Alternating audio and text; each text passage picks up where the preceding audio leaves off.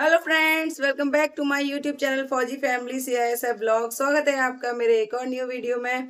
मैं हूं आपकी होस्ट एंड दोस्त आशा फौजन। सभी को राम राम, नमस्ते, जय श्री श्याम। तो कैसे हैं आप सभी? आई होप सभी अच्छे होंगे और हम भी बहुत अच्छे हैं। तो फ्रेंड्स, आजकल लोग ट्रेनिंग सेंटर में गए हुए हैं, जो SSC GD के थ्रू भर्ती होकर के ट्रेनिंग सेंटर में गए हुए हैं और उन्होंने और भी एग्जाम पहले दे रखे हैं या फिर किसी में उनका सिलेक्शन हो गया है या होने वाला है। तो बहुत सारे लोग हैं ना, एक चीज को लेके बहुत ज्यादा चिंतित हैं, वो है रेजिग्नेशन। हाँ, तो जो CISF नहीं, सॉरी, SSC GD में जो भर्ती होकर के गए हैं सभी लोग, जो भी ऑल फोर्सेस के मेंबर हैं, सभी का यही क्वेश्चन है, क्या मैम हम बीच में छोड़ सकते हैं? हम रिजाइन कैसे कर सकते हैं? अगर बीच में रिजाइन करेंगे तो क्या हमें पैसे भरने पड़ेंगे? और भरने पड़ेंगे तो कितने भरने पड़ेंगे? तो बहुत सारे क्वेश्चंस हैं लोगों के माइंड में रेजिग्नेशन को लेकर के, जो लोगों की जरूरत भी है, बिकॉज SSC GD में भर्ती होकर के आए हैं लोग बहुत सारे, और उन्होंने उससे अपर लेवल का एग्जाम अगर पास कर लिया है, कोई भी एग्जाम है जिसका बेसिक पे ज्यादा है, तो वो लोग चाहते हैं कि डेफिनेटली कोई भी होगा तो चाहेगा कि मेरे लिए वहां पर फ्यूचर अच्छा रहेगा, तो वो रिजाइन करना ही चाहेगा। तो आज मैं उसी के बारे में सारा कुछ बताने वाली हूँ कि आप बीच में, मतलब ट्रेनिंग के बीच में रेजिग्नेशन कैसे ले सकते हैं, पैसे देने हैं नहीं देने हैं, तो इसके सारे आपको बताऊंगी मैं, रूल्स एंड रेगुलेशन और सारा कुछ डिटेल में बताऊंगी।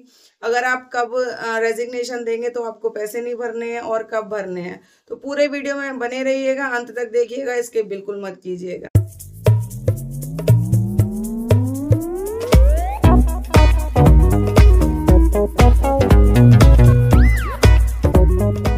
तो चलिए फ्रेंड्स, बात करते हैं हम रेजिग्नेशन पे। आजकल ये बहुत ही ज्यादा ट्रेंडिंग टॉपिक बना हुआ है कि रेजिग्नेशन, बहुत सारे लोग गए हुए हैं अभी SSC GD में भर्ती होकर के लिए ट्रेनिंग में। तो बहुत सारे लोगों का सिलेक्शन हो चुका है किसी और किसी भी, मतलब हाई बेसिक जॉब में, या फिर कोई अदर रीजन भी हो सकता है भाई SSC GD को छोड़ करके आने का, बिकॉज बहुत सारे लोगों को लग रहा है कि ट्रेनिंग बहुत हार्ड है, क्या हम बीच में छोड़ दें, रेजिग्नेशन दे दें, रिजाइन कैसे करें, और बहुत सारे इश्यूज हैं लोगों की लाइफ में। तो रेजिग्नेशन का सॉल्यूशन लेकर के आएंगे। सॉल्यूशन दैट मीन्स कि आपके सारे क्वेश्चंस का आंसर लेकर के आ गई हूँ फ्रेंड्स। तो मैं आपको बताना चाहती हूँ स्टार्टिंग से। तो मैं फर्स्ट पॉइंट आपके साथ डिस्कस करूंगी कि जब आप SSC GD में सेलेक्ट होकर के ट्रेनिंग सेंटर में पहुंच गए, आपकी ट्रेनिंग का जो स्टार्टिंग वीक होता है 7 डेज, वो उसको 0 वीक बोला जाता है फ्रेंड्स। फोर्स की लैंग्वेज में उसको 0 वीक बोलते हैं। तो जब आप 0 वीक में होंगे और आप चाहते हैं कि मुझे रिजाइन करना है, मुझे यहाँ पर ज्वाइन नहीं करना है, तो उस स्टार्टिंग के फर्स्ट वीक में आप लिख करके दे सकते हैं कि मेरा इतना इतना नाम है और इतना मेरा ये है, और मतलब जो भी है आपको लिख करके देना है कि मैं यहाँ पर ज्वाइन नहीं करना चाहता। जो आपका रीजन है वो आप लिख के दे सकते हैं। उसके बाद में जो वहां पे रेलिवेंट ऑफिसर्स होंगे, तो उनको उनसे आपको उस पे साइन वगैरह या मोहर जो भी है वो आपको करवाना है, जो प्रोसेस होता है। उसके बाद में जो आपकी ट्रेनिंग कॉस्ट वगैरह, जो भी मतलब पैसा आप बोलते हो कि रेजिग्नेशन के लिए भरना है, तो वो आपको नहीं भरना पड़ेगा अगर आप 0 वीक में ही लिख करके देते हैं, सारी फॉर्मेलिटीज कंप्लीट कर लेते हैं, तो यहाँ पर आपको पैसे देने की कोई जरूरत नहीं पड़ेगी। आई होप आपको फर्स्ट पॉइंट क्लियर हो गया होगा। अब हम बात करेंगे सेकंड पॉइंट के बारे में।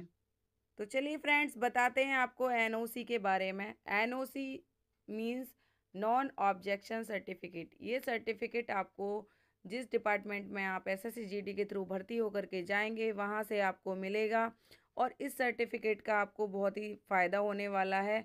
जब आपकी कहीं और जॉब लग जाएगी, आप रेजिग्नेशन देना चाहेंगे, उसके लिए ज़रूरी है सबसे पहले आप NOC ले लें अपने डिपार्टमेंट से। तो NOC कैसे ली जाती है और NOC के क्या फ़ायदे हैं, चलिए बताते हैं। NOC लेने का फ़ायदा है, जब आप बेसिक ट्रेनिंग में जाएंगे फ्रेंड्स, तो वहाँ पर आपको जो आपने फॉर्म भर रखे होंगे उनके बारे में पूरा ब्यौरा देना होगा अपने डिपार्टमेंट को कि सर मैंने ये फॉर्म भर रखे हैं और अगर मेरा इनमें सिलेक्शन हो गया तो मैं ये नौकरी छोड़ करके जा सकता हूँ।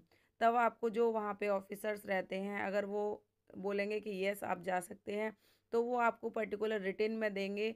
उसी को NOC बोलते हैं, नॉन ऑब्जेक्शन सर्टिफिकेट। तो फ्रेंड्स, इसको हम लोग टेक्निकल रेजिग्नेशन बोलते हैं। जब आपको NOC आपके पास होगी और रेजिग्नेशन दोगे आप, तो आपको कोई भी पैसा नहीं भरना होगा, डिपार्टमेंट को कुछ भी पैसा देना नहीं पड़ेगा। इसीलिए NOC के बहुत सारे फ़ायदे हैं, ये इसको टेक्निकल रेजिग्नेशन बोलते हैं फ्रेंड्स, तो आपको कोई कॉस्ट नहीं देनी पड़ेगी। तो ये आपके लिए बहुत अच्छी बात है, इसलिए एनओसी लेने की कोशिश ज़रूर कीजिएगा आप लोग, जितने भी लोग और अदर एग्ज़ाम्स की तैयारी कर रहे हैं। तो चलिए फ्रेंड्स, बताती हूँ आपको कि आपने 0 वीक में अगर अप्लाई करोगे तो आपको कोई भी पैसे नहीं देने हैं। उसके बाद में अगर लेकिन 7 दिन से अगर 8वें दिन भी आप बोलोगे कि मुझे यहाँ से जाना है और मुझे ट्रेनिंग नहीं करनी है, तब उसमें उस केस में क्या होगा, वो बोलेंगे भाई आपको नहीं करनी है ट्रेनिंग, ठीक है तो आप लिख करके दो। और जब आप रिटर्न में लिख करके दोगे तो उसके लिए कुछ रूल्स रेगुलेशंस होते हैं, जो कि भैया आप आए हो, जो गवर्नमेंट है आपकी ट्रेनिंग के ऊपर पैसा खर्च करती है, कोई फ्री में ट्रेनिंग नहीं करता है। तो जब आप 8वें दिन उनसे बोलोगे कि भाई मुझे तो ट्रेनिंग छोड़ करके जाना है, तो उसके लिए है रूल्स हैं भाई कुछ, वो उनको आपको फॉलो करना है। तो उस सूरत में आपको पैसे भरने पड़ेंगे। वो पैसे कितने भरने पड़ेंगे, या तो आपको ट्रेनिंग की कॉस्ट भरनी पड़ेगी, या फिर जो आपकी सैलरी है वो 3 मंथ की सैलरी आपको डिपार्टमेंट को देनी पड़ेगी। तो इन दोनों में से जो चीज़ ज़्यादा होगी, या तो आपकी 3 मंथ की सैलरी और या फिर ट्रेनिंग कॉस्ट, दोनों में से एक चीज़ जो ज़्यादा होगी वही आपको डिपार्टमेंट को देनी पड़ेगी। ठीक है, तो ऐसा होता है कि जो आपकी 3 मंथ्स की सैलरी है वही ज़्यादा होती है, तो वो आपको देनी पड़ेगी डिपार्टमेंट को। ठीक है, तो ये मैंने बता दिया आपको। उसके बाद बहुत सारे लोग ऐसे भी हैं ट्रेनिंग कंप्लीट कर लेते हैं, 2 पॉइंट आपको क्लियर हो गए, ट्रेनिंग कंप्लीट हो गई आपकी और जॉब भी कर रहे हैं। उसके बाद में आप प्रोबेशन पीरियड में रहते हैं 2 साल तक, मैंने पहले वीडियोस में आपको बताया है। तो तब फिर लोगों के माइंड में फिर भी रेजिग्नेशन के लिए आती है, क्योंकि उनका सिलेक्शन कहीं और हुआ है या और भी बहुत सारी बातें हैं।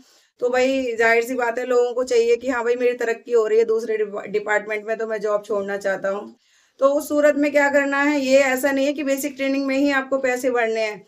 जब तक आप नौकरी कर रहे हो 10 साल तक, आपकी नौकरी को जब तक 10 साल नहीं होंगे, और 10 साल से पहले आप अगर अपनी जॉब को छोड़कर जाते हो, रिजाइन करके जाना चाहते हो, तो आपको ट्रेनिंग कॉस्ट भरनी ही पड़ेगी। ठीक है, तो ये चीज आप अपने माइंड में बिठा लीजिए। 10 साल से पहले आप कोई भी डिपार्टमेंट जो एसएससी जीडी के थ्रू भर्ती होकर के आए हैं, जितनी सारी फोर्सेज हैं सब में एक ही रूल्स रेगुलेशन है, बिकॉज एसएससी जीडी के थ्रू भर्ती होकर के गए हैं आप, तो सभी के जो रूल्स हैं वो सेम ही रहते हैं लगभग।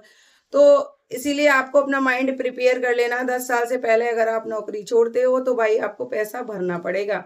और अगर 10 साल के बाद अगर आप नौकरी छोड़ते हो तो आपको कोई भी पैसे देने की जरूरत नहीं है। ठीक है, तो आई होप आपको ये सारे जो आपके माइंड में सवाल थे उनके जवाब आपको मिल गए होंगे।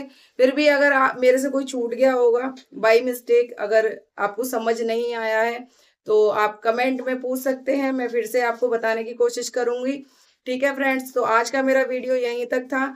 मिलते हैं आपसे नेक्स्ट वीडियो में, तब तक के लिए राम राम, नमस्ते, जय हिंद, जय भारत।